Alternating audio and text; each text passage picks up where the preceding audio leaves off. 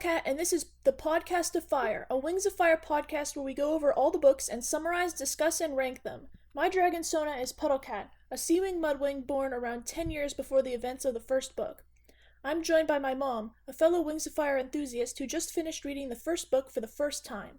Now, I have explained the series to her before, so she knows a lot about it, though she probably doesn't remember all of it. Mom, who is your dragon Sona? My dragon Sona is the Sea Wings.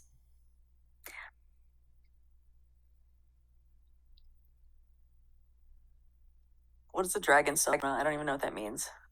Oh, it's like you as a dragon.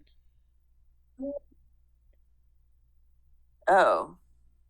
Is that what I made the name up for before?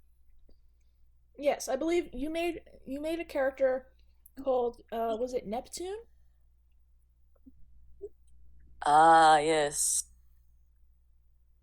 So my mom's character is So my dragon my mom's character is Neptune, a Seawing Nightwing who has animus powers from her Nightwing side, I believe. That's right. I love the idea of being able to breathe both above and below water, and as well as having the magic powers. I think that'd be really cool. All right, and how old is your dragon? My dragon is not yet full grown, so we'll call her a teenager. All right, that would make her around like 5 or 6. All right. Okay. Well, I have read the entire series. Mom is new to it, so each episode of this podcast will be spoiler-free, except of course for the book in question and any books leading up to it. That means this episode is free of spoilers for every book in the series aside from the first. If you haven't read the first book, The Dragonet Prophecy, pause now and take a chance to read it. Welcome back! If you have read it, or you don't plan on reading it, then strap in. We're about to launch the first episode of the Podcast of Fire, which focuses on the first book in the series, The Dragonet Prophecy. Now for a summary of the book. I will be keeping track of the MVP actions taken by characters throughout the book, and I will reveal the ultimate MVP after the summary. Before we begin, I want to outline the 7 tribes that live on the continent of Pyria. Sandwings have venomous barbed tails and live in the desert. Mudwings can hold their breath for up to an hour and they live in the swamp. Seawings can breathe underwater and they live in the ocean. Icewings can breathe frost breath and they live in the tundra. Skywings breathe fire and they live in the mountains. Rainwings can change the color of their scales and they live in the rainforest. Finally, Nightwings can read minds, see the future, breathe fire, blend into shadows, and their location is a closely guarded secret. In this book, we learn that there is a war between 3 sisters for the Sandwing throne going on, and that there is a prophecy foretelling the end of the war. It details that a Mudwing, Sandwing, Nightwing, Seawing, and Skywing would hatch on the brightest night and go on to end the war. However, the Skywing egg is almost immediately found and smashed by Byrne, one of the sisters vying for the throne. In response, the Talons of Peace, an organization founded to help end the war, finds a Rainwing egg to replace it in the prophecy, and they hope the war can still be ended and the prophecy fulfilled. The Dragonets of Destiny are raised by Kestrel, Dune, and Webbs, who are cruel to them and never let them leave the caves where they live underground. Our main character, Clay, is said to have attacked the other eggs when he first hatched, making him a natural-born killer. Perfect, in Kestrel's opinion, for a Dragonet of Destiny. However, he turns out to be a really nice guy and only all right at fighting. One day, Morosir, the Nightwing who made the prophecy, comes to visit the Dragonets. He is not pleased with Sunny, the Sandwing, because of her lack of a barbed tail and odd color. But he is even more displeased with Glory, the Rainwing, because they are supposed to have a Skywing instead. Morosir attacks Tsunami, the Seawing, to test the Dragonets, and Clay and Sunny step in to defend her, earning each of them an MVP point. Tsunami ends up chained up for complaining about their living conditions, leaving Clay as the only one who can eavesdrop on the Guardians through the underground river. He finds out they plan to kill Glory, and so the Dragonets plan to escape. Clay swims through the underground river to find an exit, and after briefly getting knocked unconscious, Tsunami saves him and they escape together, earning them both an MVP point. They run into Queen Scarlet, Queen of the Skywings, who wants to take them with her, and they stab her to make their escape. They return to the other Dragonets, setting them free from the outside, when Queen Scarlet arrives, kills Dune, and captures the Dragonets and Kestrel. Kestrel bravely tries to get Queen Scarlet to take her instead of the Dragonets, earning her an MVP point. Webbs escapes through the river.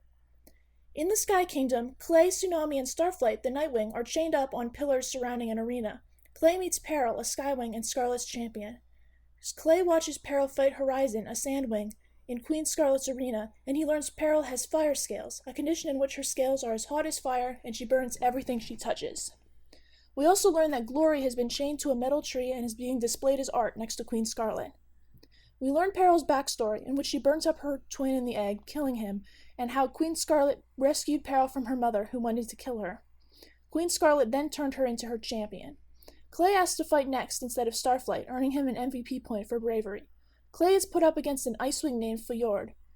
Tsunami jumped off her pillar to try and help Clay, earning her an MVP point. While everyone else was distracted, a strange substance hit Fjord on the face and neck, earning a mysterious competitor an MVP point.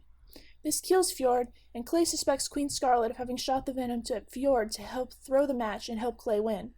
Clay asks Peril where Sunny is, and Peril tells him in return for a favor.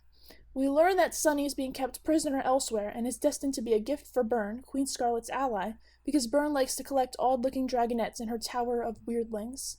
Peril's favor is for Clay to hide her while she watches a trial. The trial ends up being for Kestrel, and we learn that Kestrel was the mother of 2 dragonets, one with too much fire and one with no fire. She killed the dragonet with no fire due to Queen Scarlet's orders, but when asked to kill the other, she tried to flee with her instead. But due to the fire scales her dragonet had, she was burnt and forced to drop the dragonet as she fled, leaving her with Queen Scarlet. Kestrel is sentenced to death, but Peril swoops in, realizing Kestrel is her mother, and she calls upon the tradition of the Champion's Shield, allowing her mother to go free if she wins her next fight. This earns Peril an MVP point. That night, Clay used a wire Peril burnt to play a song, The Dragonets Are Coming, and all the prisoners start to sing it. This earns all the prisoners an MVP point. Queen Scarlet, angered, took Clay, Tsunami, and Starflight and trapped them in Peril's room, using a line of black rocks lit on fire to block their exit. Peril helps them escape, which would have earned her an MVP point if she didn't betray them, leading to them being captured again. Clay touches Peril and realizes he is immune to fire, something that Starflight explains is because he was hatched from a blood-red egg. The next day in the arena, Tsunami is forced to fight Gil, a bloodthirsty Seawing who'd gone insane from lack of water. Tsunami kills Gil, but tries to spare his life, earning her an MVP point. Unfortunately, she is forced to kill him regardless. Next, Starflight is sent in to fight Tsunami. The two refuse to fight, earning them MVP points, and Queen Scarlet sends in scavengers and then Icewings to fight them.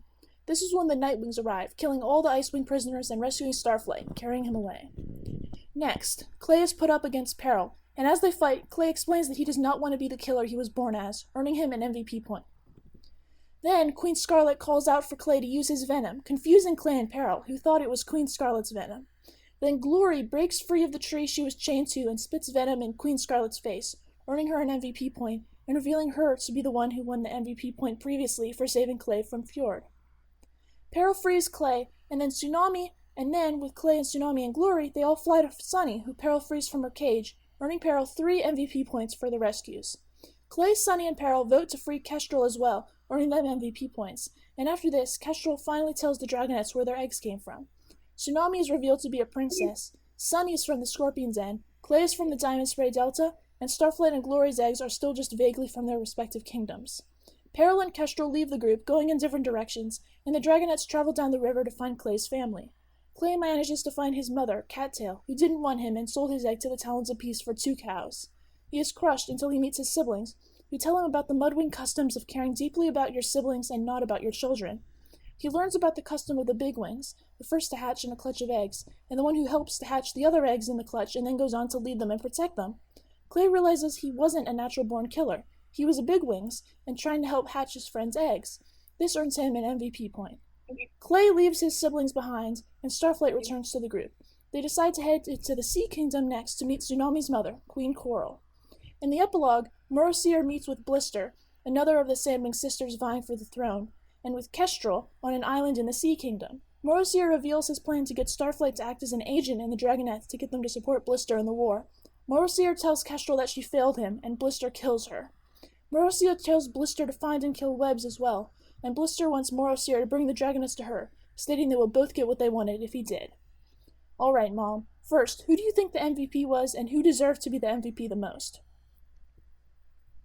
Well, I didn't do a specific count of all of those MVP points, but in my mind, Tsunami is the MVP because she was incredibly consistent in her efforts to defend her, fellow Dragonettes. And she was extremely brave and never gave up throughout the whole book. Thank you. These are the MVP rankings. Clay comes in first with 7 points. Peril and Tsunami are tying for second with 5 points each, and Sunny, Glory, and Starflight tying for third place with 2 points each, and Kestrel and the escorted Skywing prisoners are all tying for fourth place with 1 point each. What do you think of that? Fair enough. All right, talking points. What were your initial thoughts upon finishing this book? Well, I did like the cliffhanger in the epilogue. Obviously, there's way more to come in this series. I was a little disappointed in that some of the dragons seem to be very intelligent and very crafty and have really good ideas, and they think in long term. But some of the main characters seem to be much more simplistic, and I was hoping for a little bit more depth to them. Which characters? So, for example, Clay seems, who was this first book was from Clay's point of view as the Mudwing, and he seemed to just be not as smart, let's say, as some of the other characters. He seemed confused as to why people were upset with him. He had trouble following along with some of the major plot points. I found him to be brave and nice, but not particularly sharp. That's fair. I think everyone can agree that Clay isn't the brightest bulb, but he is still a very good friend. Absolutely. What is your favorite Absolutely. tribe in this book?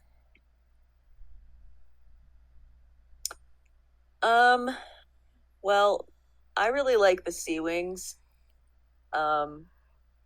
Obviously most worlds have quite a bit of water, so I think you're really expanding what you can do with the storyline when you involved underwater as well as above the water.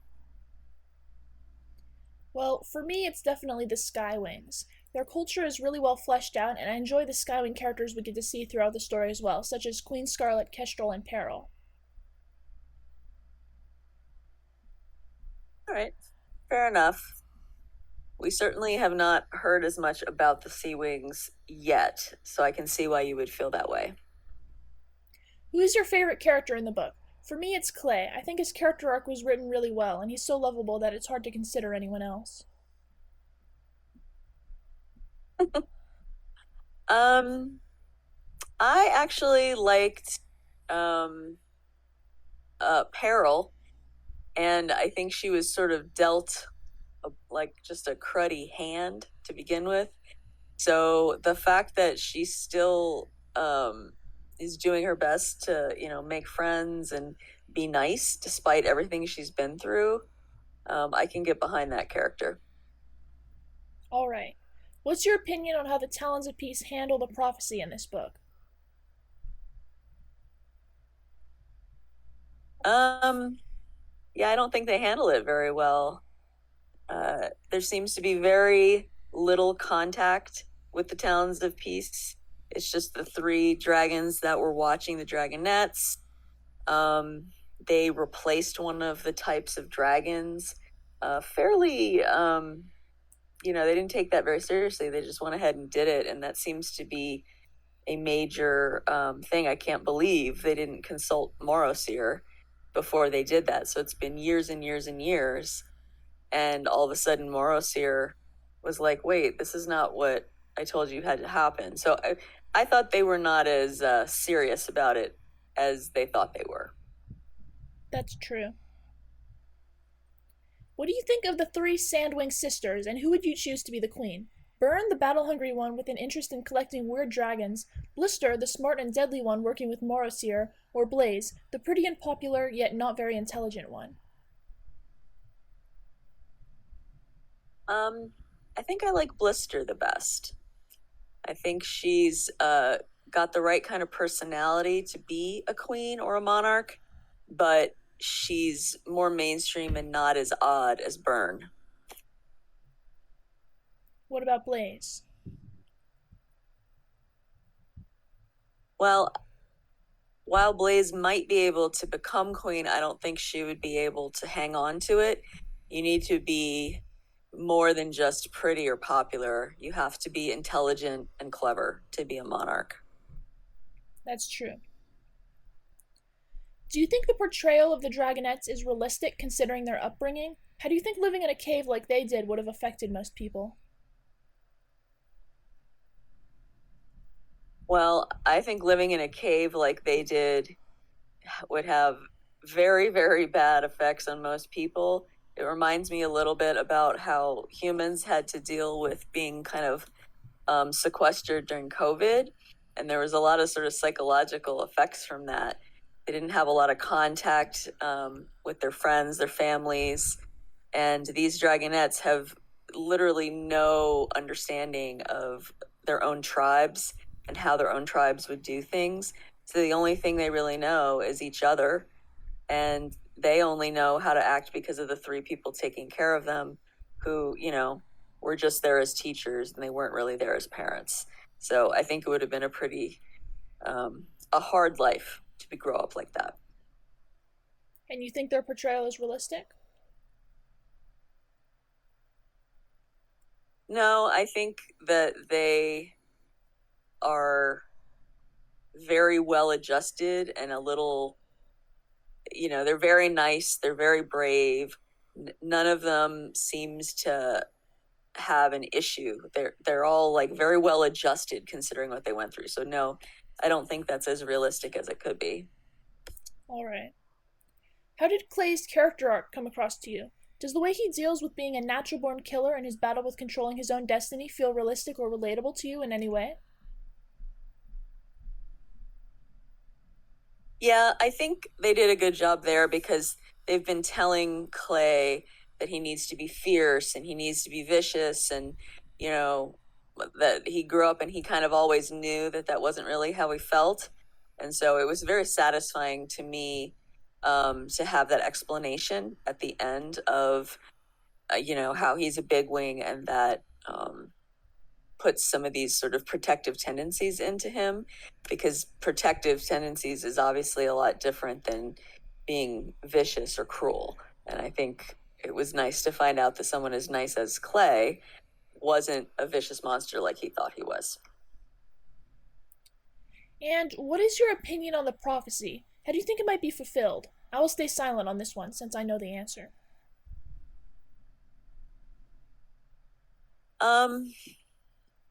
I like the idea of the prophecy, but there are two things that stand out to me as sort of problematic. The fact that they replaced the Skywing with the Rainwing, that seems to me to kind of break the prophecy. So like once I realized that they had the wrong dragon, to me, I wasn't believing that it was happening anymore. I can't remember the rest of your question. How do you think it might be fulfilled?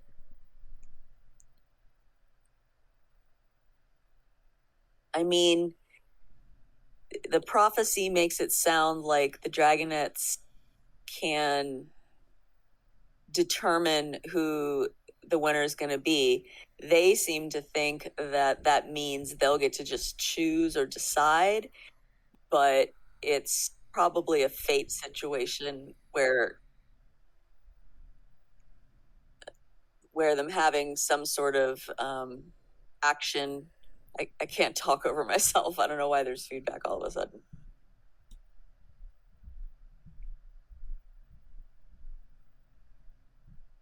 Will, are you there?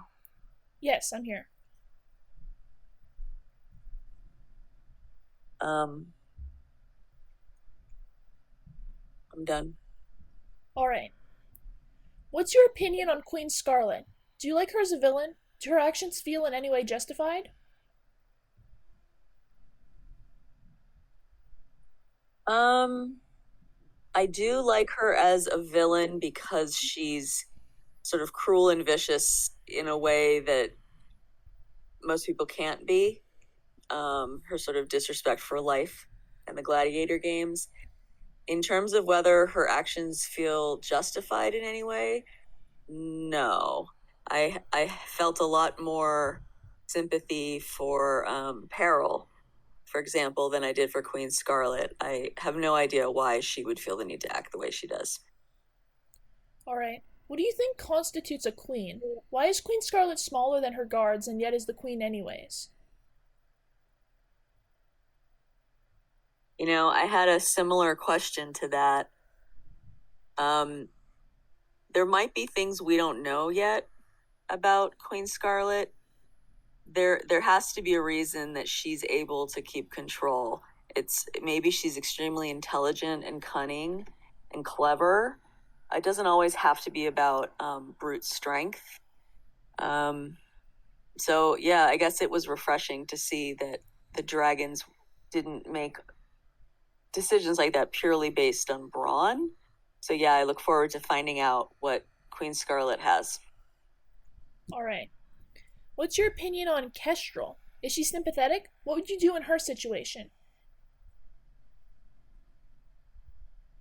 Well, now that we know what happened with Kestrel, yes, I'm sympathetic to her plight, as it were, but she still probably didn't need to be as nasty to the Dragonets as she was. But yeah, she was put in a sort of really difficult situation. There wasn't really a good choice. She did what she had to do, and it's, you know, it's just a really bad setup for her.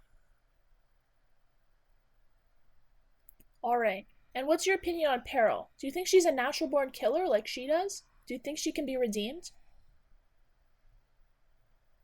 I think she's totally redeemable. I think she is an example of somebody who grew up being told that she was a certain thing and she never knew any different. So now that she has sort of experienced what it means like to have a friend and to not have to be cruel, I think I can see her turning around for sure. All right. And what is your opinion on the twist that Clay is immune to fire? Did you see it coming? I did not see him being immune to fire coming, nor did I see the venom from Glory. Um, I would love to believe that these are signs that they really are the Dragonets of from the prophecy, but you know, I still keep coming back to the fact that Glory isn't the right type of dragon. So my head can't decide what to do about this information. All right. And what is your opinion on the Peril and Clay ship that was teased in the book? Do you want them to get together? Why or why not? So that was that Clay's sort of inability to understand that Peril liked him. I That really bothered me because I felt like it made Clay seem um, maybe a little bit stupider than they meant to portray him. He's just probably innocent, but the reality is that the Tsunami and Glory and the other ones are just as innocent as him, and they seem to understand. So I felt it was weird that, you know, some of the Dragonets got that sort of social interplay and some of them didn't. I thought that was sort of like a plot inconsistency. But because Clay can touch Peril and not, you know, be burned horribly, I think that would be an interesting partnership moving forward. All right. And what is your opinion on the dilemma Tsunami faces with deciding to kill Gil or not? Should she have killed him? Did she even have a choice? She didn't have a choice, and you know, there wasn't really a dilemma. I mean, it was kill or be killed. So I think in situations like that, you kind of have to kill the other person, but you should try to do it as humanely and quickly as possible. Because what else could she have done? It was either she got killed or Gil got killed. All right. And what is your opinion on Moroseer? And do you think he was justified in killing the Icewing prisoners to rescue Starflight? Um, well, Morrow Seer, he seems like he's a bad guy. He's definitely trying to make the prophecy work for him, whatever that end goal may be. And what I find interesting, it turns out that we know that he did something to Starflight, right? He gave him some instruction or he did something. And so that was the reason that he quote unquote rescued him. So since that was the ultimate goal and he ended up giving him back, no, I don't think he was justified in killing the prisoners. If he had been coming from a different place and truly wanted to rescue his own kind, I guess, I might have a different opinion. Alright. Now, you already said your opinion on the twist that the Venom came from Glory and that you didn't see it coming, but what do you think about Queen Mm-hmm. Scarlet getting the face full of Venom? Do you think she deserved that? Absolutely. She was giving herself her own version of gladiator games where she was killing prisoners and making them do things that was just really awful for basically entertainment. Alright. And what do you think about the Mudwing culture of caring about your siblings but not your children? Do you think Clay should have stayed with his siblings or stayed with the Dragonets of Destiny? Well, I think Clay had an interesting conundrum because the Dragonets of Destiny basically are his siblings. So he was essentially brought up the Mudwing way. It's just that his siblings are the other Dragonets, not from his tribe. So if I was Clay, I would have stayed with the Dragonets and I would have felt good about that decision hearing about the culture that I was from. And what do you think about that culture? Um uh I can see why it would be upsetting to not know about that and have a different understanding of how parents interact with children. So the shock for Clay must have been pretty bad. But if that is how a culture is set up and everyone feels the same way, then to them it's not as sort of disenchanting as we as humans might feel. That's just what they're used to, and it's not a negative for them. Okay. And what is your opinion on Tsunami being a princess? How do you think this will play out in the upcoming books? Well, I love the idea that that means, especially since they pointed out that Clay was not from royalty. They made it sound like he was kind of from the opposite spectrum. If there's sort of all different levels of society being incorporated into the Dragonets of Destiny, I think that that will mean that they're going to try to look out for sort of all dragon kind. They're not all just rich little dragonets or all orphan dragonets. It's sort of a cross section of dragon society. Okay. And you already mentioned Starflight being an agent for Morrowseer, but what's your opinion on that in general, and how do you think this will play out in the upcoming books? Well, Starflight's personality has not been, or his character hasn't been as developed as some of the other ones. So it's hard for me to get a read in this first book on whether Starflight is just sort of like an innocent that Morrowseer is taking advantage of, or is he actually like a double agent? It's hard for me to. All I know about him is that he's a bookworm, basically. Okay. And your general opinion on the Dragonets of Destiny? Are they capable of ending the war? Is their bond as strong as the book wants you to think it is?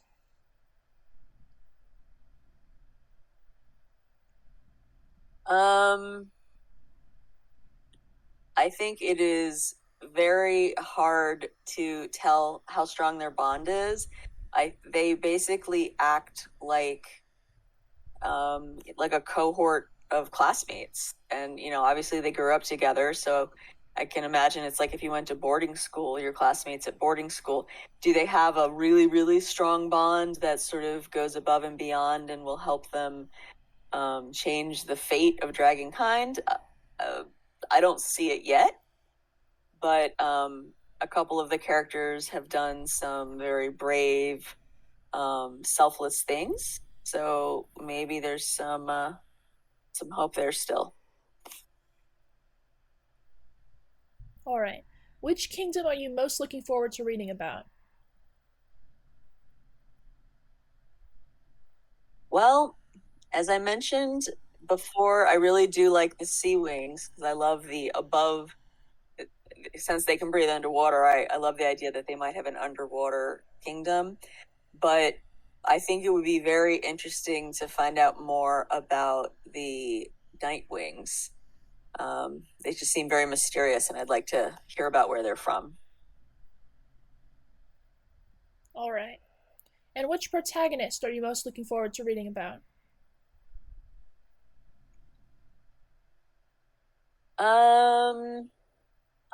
I still would like to hear what happens with Peril. I think she is a very complex character, and I look forward to reading more about her. All right. Well, Peril is a future protagonist. I was asking which of the Dragonets of Destiny protagonists are you more looking forward to? Oh, I'd like to hear things from Glory's perspective. All right, that's good. I quite like that book. And finally, if you were Clay, what would you have done differently in this book?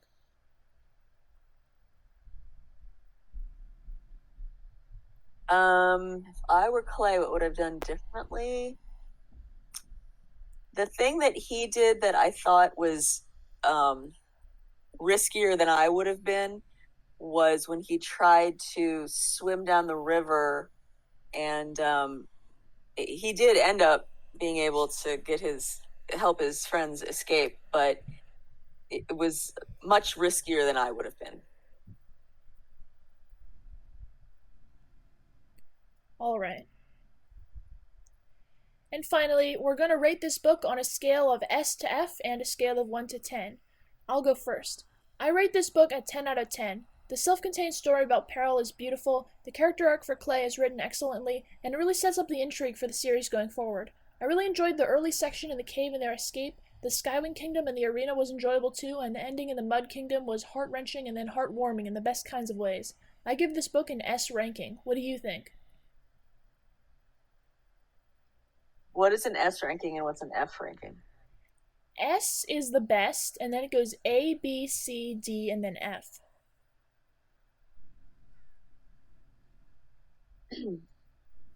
Okay. Well, I think this was a good book. I think this is a very good concept for a series, and I do look forward to hearing more about these characters. I'm definitely not bored. I do think there could have been a little bit more character development and a little bit more intelligence from some of the main characters. So I would probably give it an 8 out of 10. I don't really understand the other rating scale, so whatever letter comes right after S. Is that an A? Yes, A. Okay, so I'll give it an A. All right. Thank you. Thank you for listening to the Podcast of Fire. We will return next time with the second installment in the series, The Lost Heir. Subscribe to me on my YouTube, my channel is Puddlecat, and follow this podcast on Spotify.